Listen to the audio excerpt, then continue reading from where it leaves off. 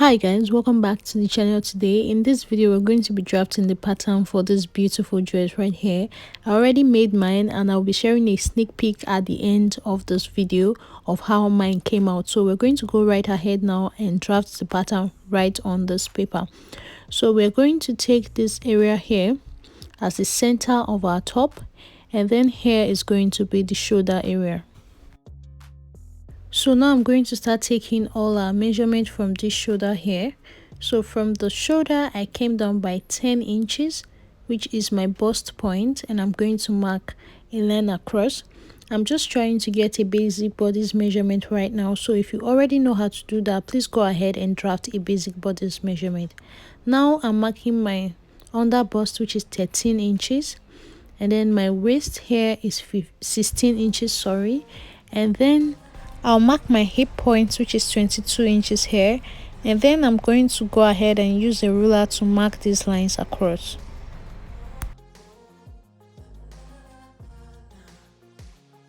So I went ahead to label all the lines: the bust point, the under bust point, the waistline, and then we have the hip line.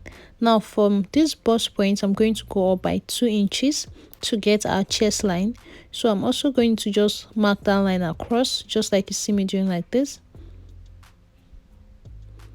So this is our chest line. Now after getting all these measurements right now, the next thing I'm going to do is to come over to this shoulder line here, and I'm going to divide my shoulder measurement by 2, and I just made a point there, so I'm going to connect that point down to the chest line. Please, everything you're doing here, please make use of your own personal measurements, not my measurements. Now for the neckline, this neck is going to be very high, so I'm coming down by 3 inches here in front, and then on this side I'm going in by 3 inches. So it's 3 inches by 3 inches on both sides. Now I'll just connect a round neckline using my curved rule. Next we're going to come to this armhole area here and come down by 1 inch, just like you see me doing like this, and then I'm going to connect this 1 inch slope into the neckline. So this is our shoulder slope. After that, you're going to take the measurement from this slope down to the chest line, and whatever you have there, divide it by 2 and make a point there, which I just did. Then go in from that point by 1/2 inch. So after doing that, you're going to come to the chest line and divide your bust measurement by 4 and make a point there, just like you see me doing like this. So now I'm going to connect this point, and this point to get my armhole. So I'll be using a marker for this and also my curved rule. So I'm also going ahead to trace out my shoulder and my neckline so that it's more visible. So now from the bust line, I'm going to divide my nipple to nipple measurement by 2 and mark it. So mine is 3.5 when I divide it by 2. So I'm marking that 3.5 from the bust line, the under bust line, the waistline, and also on the hip line. So I'm going to connect this with my ruler. So now from the bust line, I'm going to come down by 1 inch. So let me mark it very well, 1 inch here. So after getting that, I'm going to come down to this waistline here, and I'm going to go in and out from the straight line I have by 1/2 inch. So go 1/2 inch on both sides, and then I'm going to connect these points all together, just the same way you see me doing it like this. So I'm going to connect these points to the one under the under bust like this to get my dart, then connect it all the way to the hip line like this, and I'll do the same thing for the other side as well. So now the next thing is time for us to work on the major part of this, which is the cup. So from the bust line, I'm going up by 1/2 inch. Now this is totally up to you. You can decide to just follow the bust line, go down from the bust line, or go up by more than 1/2 inch. But I went up from the bust line by 1/2 inch and then went in by 1/2 inch as well. So that's why I have this line. So from this small line here, I'm going to connect to the under bust line, which is what I'm doing right now. So from this line, I'll connect down a curve to the under bust line, just like you see me doing it like this. So this is very easy. Then when you're through with that, take the measurement from your bust line down to your under bust line. Then add half an inch to whatever you have there. So mine is 3 inches plus half an inch, 3.5 inches. So I just marked that 3.5 inch point on this side, and I'm going up by half of an inch just like I did before on the other side. Can you see? So if you went up by 1 inch, you're going to also go up here by 1 inch. But I advise you just follow the tutorial I'm doing right now. So from this point now, I'm just going to connect a curve again towards the under bust, just like I did before.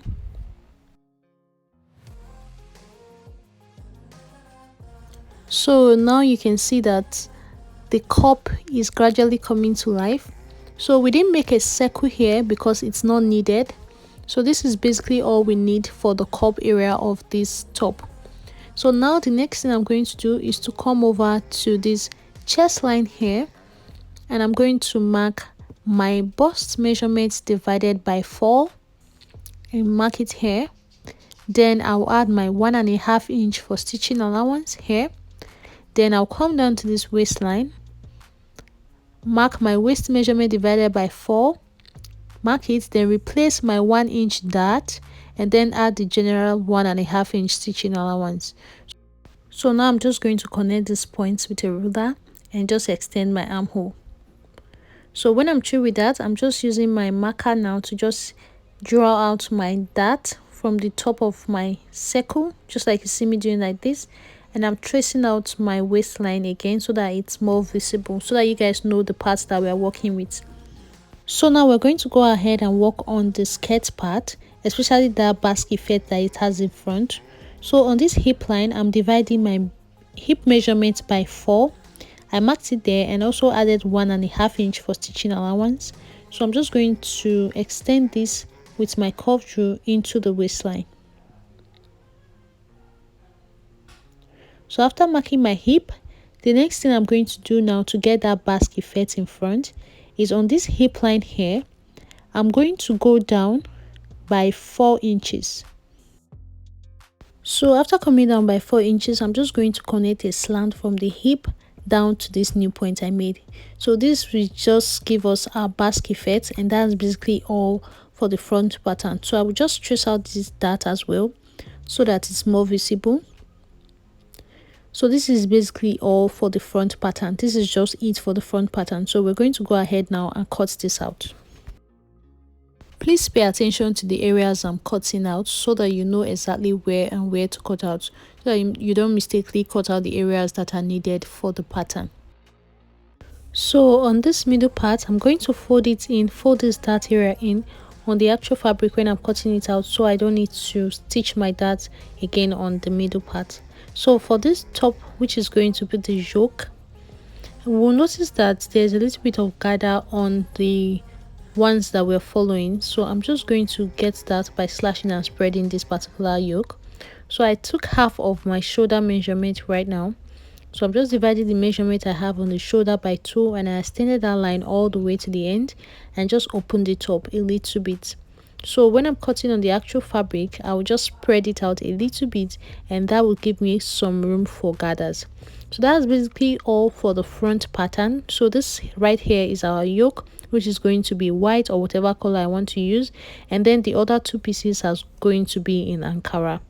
So now for the back piece, I'm just drafting out a basic bodice just like I did in front.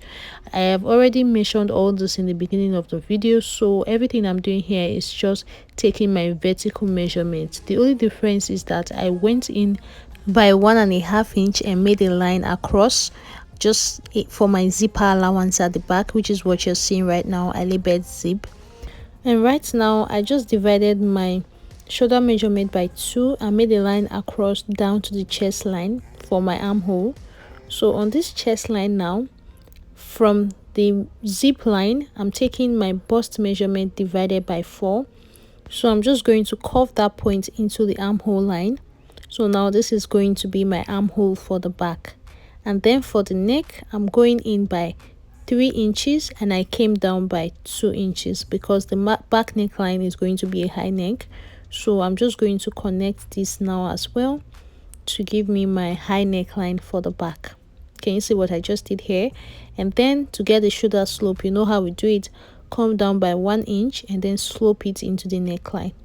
So just in case you are confused, this is the chest line, this is the bust line, under bust line, waistline, and then the hip line. But if you've been following this tutorial, you're supposed to understand this. Now to get my dart, I'm marking my nipple to nipple measurement divided by 2 on all the vertical lines: chest line, bust line, under bust line, waistline, and hip line. So I'm going to mark it all the way to the end, and I'm going to draw a line across. And notice that I'm taking my measurement from the zip line and not after the line. So now, as usual, we're going to come down to the waistline and go in and out on both sides of the line by 1/2 inch, and we're just going to connect this line to get a dart. So the difference between the front and the back is that for the back dart, we're going to take it all the way to the chest line. Can you see? So we are marking this line all the way to the chest line, and then from the chest line here, from this point here, we'll go down to the hip line. So now to get the yoke for the back, we're going to do exactly the same thing we did in front here. So we're going to go up from the bust line by 1/2 inch, just like we did in front. So we'll mark that 1/2 inch here. Just go out a little bit and still mark the 1/2 inch. So I'm going to connect that line across. So this is going to be my yoke. So now I'm going to go ahead and add all my body measurements. So on the chest line, like we always do, I'm going to mark my bust measurement divided by 4 and then add 1.5 inch for stitching allowance.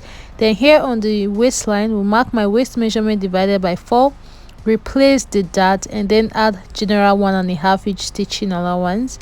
Then I'm going to join it together just like I did in front.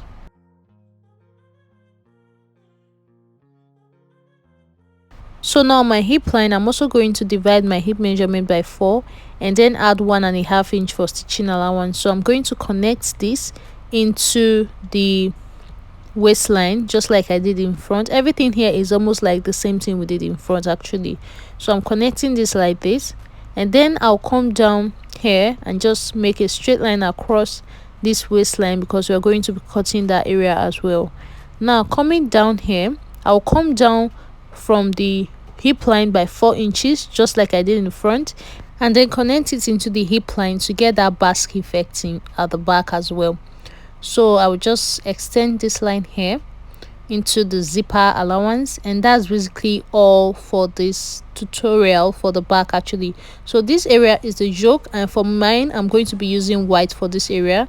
Then for these two parts here, it's going to be Ankara. So guys, because this is going to be a dress, on this waistline here, I'm going to come in from the zipper allowance by 1/2 inch.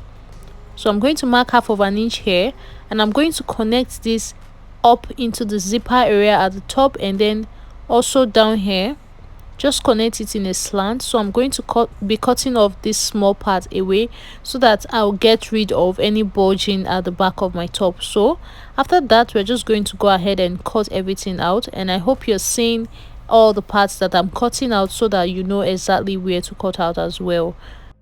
So guys, this is basically all for the pattern drafting of this tutorial. So these are the back patterns, and these right here are the patterns for the front. So I know this might be a little bit confusing because there are a lot of papers and there are so many different pieces for each pattern. But don't worry, in my next video we're going to be sewing it together. You're going to understand every part of this. So thank you so much for watching. Here is a quick video of how my final dress came out. I hope you enjoyed this video, and I hope you stick around so that you see the sewing part of this. I'll see you guys in my next one. Bye.